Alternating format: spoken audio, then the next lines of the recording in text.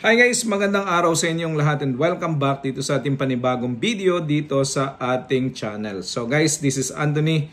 Ang palagyan nyo na kasama dito sa ating mga videos. No? So itong mga nakaraang linggo, alam ko naging busy kayo kasi New Year, Christmas, everything. No? At naset aside na natin yung ating mga ginagawa dito sa ating pag-aalaga ng ating mga manok sa ating manukan.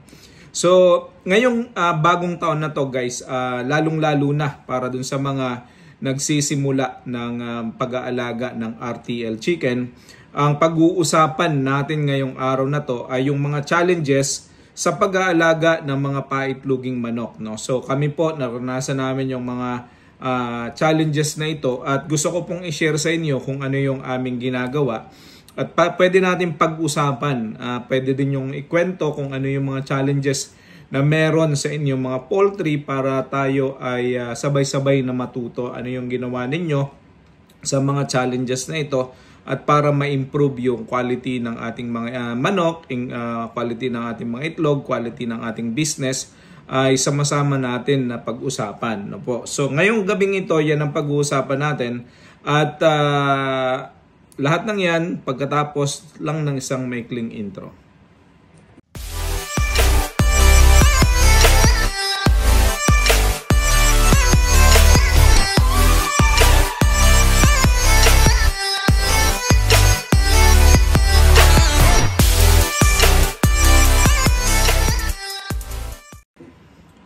Okay guys, welcome back sa ating panibagong video ngayong bagong taon. This is our third video ngayon makatapos ang bagong taon. No? So last week pinag-usapan natin yung mga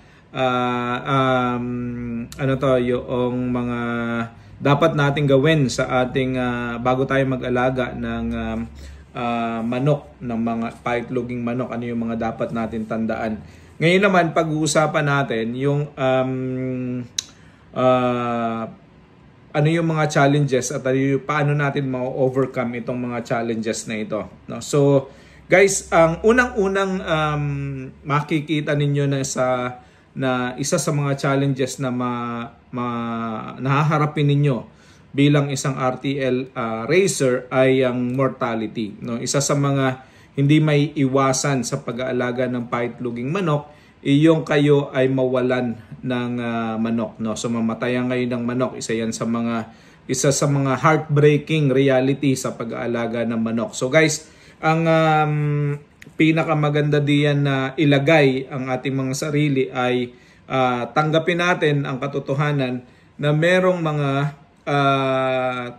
reality na hindi natin may iwasan. For example, yung mortality, ilagay natin sa isip natin, tanggapin natin na at least merong 10% na mortality sa bawat cycle. No? So, ilagay natin yung ating utak, sarili, na meron talagang mortality na 10% sa isang cycle. So, kapag namatayan tayo, kasama yan sa Pacquiao, kapag namatayan tayo, ay isama natin yan sa computation. So tayo, habang tayo ay nagbi-business planning, nagko-compute tayo ng expenses, nagko-compute tayo ng income, dapat isinasama natin yung mortality doon sa ating projected expenses. No? Kasi magiging parang expenses na natin ito. No? Projected loss. No? So, guys, 10% ay lagay natin. So, paano natin may iwasan yung mortality? Unang-una, dapat ay ang ating mga manok ay healthy. No? So guys, dapat binibigyan ninyo ng pansin kung ang inyong mga manok ay nagkakasakit, ang inyong mga manok ay matamlay, kung ang inyong mga manok ay hindi masyadong maganang kumain. So bigyan nyo ng pansin yan, lagi nyong obserbahan, lagi nyong tingnan. Kapag hands-on kayo dito sa inyong mga manok o lagi nyong nakikita kung kayo ay nasa abroad, may CCTV kayo, nakikita ninyo yung mga manok na medyo matamlay, may sipon, may sakit, i-isolate agad natin yan at para hindi yan maging sanhi ng pagkalat ng disease. At the same time, kailangan i-treat agad natin yan ng antibiotics na may available tayo. No? So, yan yung isa sa mga unang dapat gawin kapag medyo may sakit, may nararamdaman na manok. ay ilagay nyo na agad sa isolation. Meron kayo dapat tangkal na paglalagyan ng mga yan. So yan yung isa sa mga unang nagiging reason kung bakit nagkakaroon ng mortality, nagkakasakit ang mga manok. So dapat regular tayong nagbibigay ng antibiotics, binibigyan natin ng vitamin supplements ang ating mga manok. Kami po kasi araw-araw halos nagbibigay ng vitamins at saka supplements. No? So ikalawa po na nagiging reason na mortality is yung tinatawag natin na prolapse. No? So ang ating pong mga manok dapat may maayos na lighting program at saka pakain. Kapag ka po ang mga manok ay kumakain ng sobra at ang ilaw po ay sobra-sobra din, ang nangyayari po diyan na nagpuproduce sila ng malalaki na itlog at dahil hindi pa mature ang mga manok doon sa edad nila, naglalabas sila ng malalaking itlog at nagiging sanhi po yan ng prolapse. So yung prolapse ang nagiging isa sa mga pinakamalaking reason kung bakit namamatayan tayo ng manok o nagkakaroon tayo ng mortality. Paano natin i-combat yan guys? Dapat ay ang manok ninyo ay huwag pailawan ng maaga. Normally 20 to 24 weeks bago magsimulang magpailaw. No? So yung iba sinasabi 16 weeks nagpapailaw ka na. Dapat ay more than 14 hours ka na nagpapailaw. Hindi po iyan kasi applicable sa Pilipinas kasi meron po tayo na almost 12 hours na liwanag at kapag ka po tayo nagdagdag pa ng 2 oras o kaya ay 4 na oras na na-stimulate po ang kanilang pituitary gland ng mas mabilis kaya sila ay mas malaki ang iniitlog at nagiging sanhi po yan ng pagka-prolapse ng ating mga manok na mamatay. So, normally nagsisimula po kami ng 22 weeks o yung 20 to 24 weeks in between, no? At para nang maiwasan yung ating prolapse. So, buhat po nung ginawa namin yan, bibihira po ang kaso ng aming prolapse. Kakaunti lang po. No? So, yun po. Ang ikalawa pong challenges na inyong nakakaharapin sa inyong pag-aalaga ng manok, yung tinatawag nating weather. So yung ating panahon sa Pilipinas ay pabagbago. So kapag katagulan, medyo may problema tayo kasi malamig ang panahon. Kailangan ng ating manok ay nasa 25 degrees, 22 to 25 degrees ang nararamdamang lamig sa katawan. No? So pag summer naman po, sobrang init. Kaya yan din po ang nagiging sanhi naman ng dehydration. No? Yung dehydration, yun din po ang nagiging sanhi ng ating pagkamatay ng ating mga manok kapag ka nadidehydrate yung ating mga manok. So yung weather kasi po sa atin ay either tag-ulan na malamig o either sobrang init na nagiging problema ng ating mga manok. So kapag ka po tayo may maayos na poultry, hindi po masyado yan nagiging issue. So yung aking pong bagong poultry ay nilagyan ko ng dingding na kawayan. Meron pong mga awang na ganong kalalaki para makalabas at makapasok din po ang hangin para sa tag-init po ay hindi siya sobrang init, no? So tapos ang amin pong bubong ngayon ay pawid kasi backyard lang po tayo. Ang ating negosyo ay hindi yung commercialized na poultry, so ang atin pong ginagamit ay yung mga available lang sa ating community. So weather po ang isa sa mga challenges na kakaharapin natin. Ang sunod po nating challenges dyan is yun pong marketing natin. Kapag nangingitlog na ang ating mga manok, ang kailangan po natin ay pagbabagsakan ng itlog. Lalo na po kung ang inyong mga manok ay nasa around 500 to 1,000, 1,200, 1,500 heads.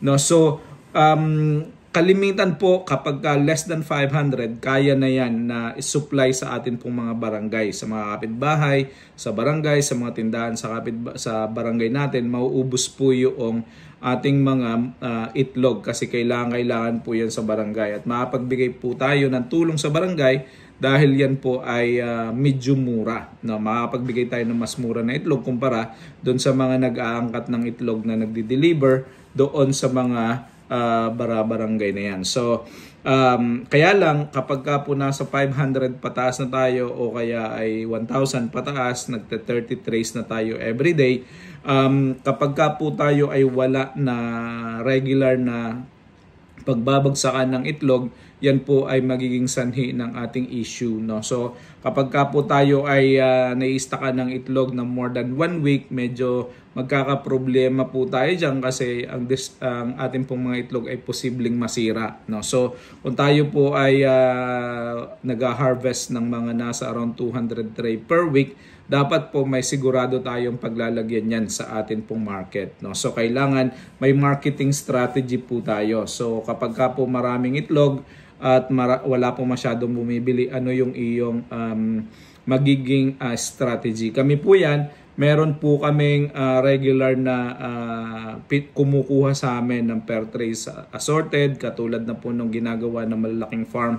Nagbibigay po kami ng presyo na assorted, tapos sila na yung mga dealer ang kumukuha, tapos sila na nagsusort niyan, tapos ibinibenta na po nila as a retailer doon po sa mga sinusuplayan nilang mga tindahan. So yan din po. Tapos meron din po tayong mga regular sa barangay na kumukuha, bumibili ng ating mga itlog, at na sa ganon patuloy pa rin po tayo makapagserbisyo sa barangay ng ating mga itlog. Yun po ang ating purpose, makatulong at makapagbenta ng mas mura na itlog sa ating mga kasama sa barangay, na sa ganon ay makatulong tayo sa barangay. So yun po yung isa sa mga magiging challenges natin nakakaharapin, marketing, no, yung pagbibenta ng itlog.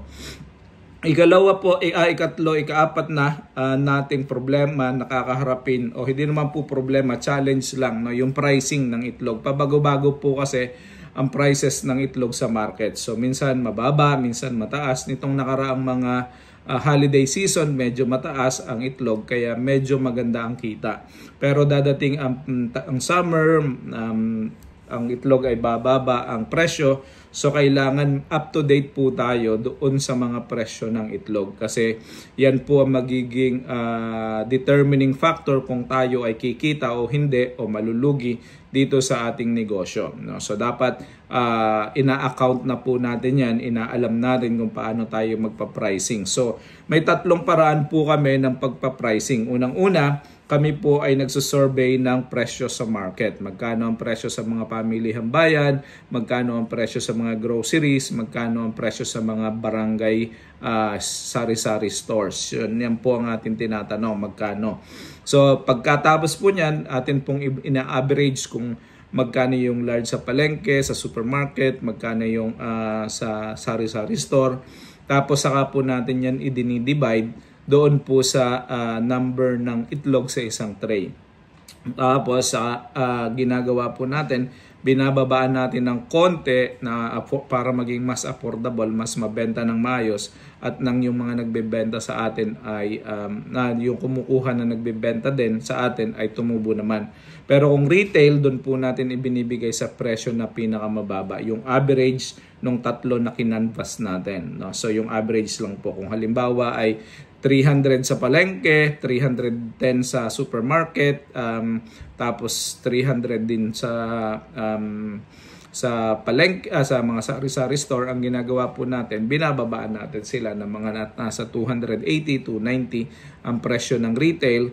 Tapos pagka po reseller, binibigyan po natin ng 260 para na sa ganun ay maibenta nila ng may tubo din sila. So pagka ang isa pa pong paraan para mag-pricing is kuhanin ninyo po yung mga prices ng mga malalaking mga poultry farms, no? Makipag-network kayo sa kanila, magkano benta nila, at kung gusto niyo pong gayanin yung kanilang ginagawa, pwede rin niyo pong gayanin yon. Ang ikatlo pong paraan is kinukuha po namin yung mga expenses.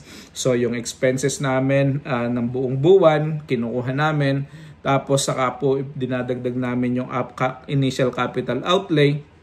Tapos saka po namin idinidivide yun sa itlog, no? So kung idinadagdag lang po namin kung magkano yung halimbawa ang capital expenses po namin ay pumapatak ng 5.50 o 5 pesos and 50 centavos per egg.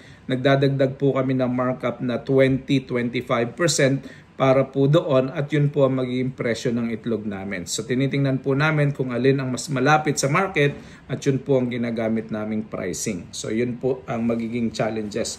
Kaya lang po automatic palagi kayo nagbabago kasi yan po ay nagbabago-bago po yan, nagpapalit-palit almost every week nagpapalit ang presyo. At ang DTI din po, meron silang mga suggested retail prices.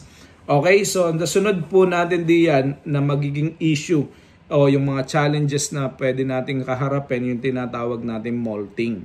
So yung ating pong mga manok, there will come a time sa period ng cycle na maglalagas ang balahibo. So ang mangyayari niyan, bababa ang production ng ating mga manok, bababa ang itlog, and almost certain na tumatagal ang molting ng mga nasa around 16 weeks. So mga nasa 2 beses nagmo-molting ang manok sa loob ng isang taon. So abangan po natin yan, tingnan natin at isama po natin sa calculation ng ating projection sa ating kita. Ito pong pagbapalit balahibo ng ating mga manok kasi for sure bababa yung ating production diyan. Ang isa pa pong challenge na pwede natin kaharapin is yung tinatawag natin na pagbaba ng production itself, no? Kasi bumababa po ang production ng mga manok for certain reasons. Unang-una, kung ang mga manok po ay nadi-dehydrate, mainit ang panahon, nababa po yan. Kapag po ang mga manok ay hindi nakakain ng sapat at tama dun sa kanilang grams na dapat kinakain sa isang araw, medyo bumababa po ang production.